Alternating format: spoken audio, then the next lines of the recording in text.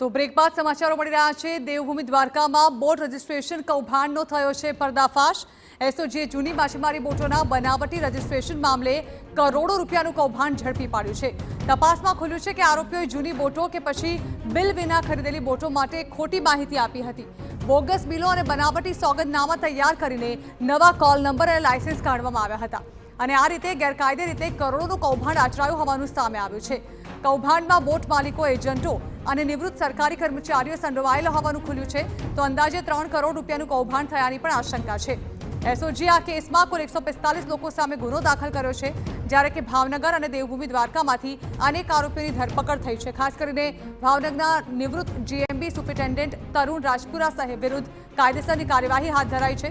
પોલીસે ભાવનગરના 2 પેઢી માલિકો, 4 એજન્ટ્સ અને લગભગ 50 માછીમારોની ધરપકડ કરી છે।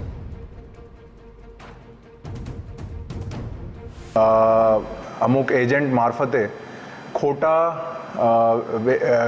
ખરીદવાનો બિલ, ઈ-વે બિલ એવા ડોક્યુમેન્ટ ઊભા કરીને એ લોકો જે છે ફિશરીઝ ડિપાર્ટમેન્ટથી જે છે એ લોકો ફિશિંગ લાયસન્સ અને રજિસ્ટ્રેશન લાયસન્સ જે છે મેળવતા હતા।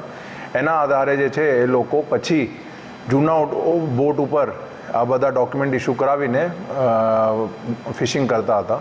તો એમાં અમારી જે એસઓજી ટીમે બહુ સારી તપાસ કરી અને અત્યાર સુધીમાં ટોટલ અમે એમાં 54 જેવા આરોપીની અટક કરી છે, જેમાં 4 અલગ અલગ વિસ્તારોથી જે એક્ટિવ હતા એજન્ટ એની અટક કરી છે, 2 પેઢી સંચાલકો જે છે એની અટક કરી છે અને 48 જે છે એ માછીમારો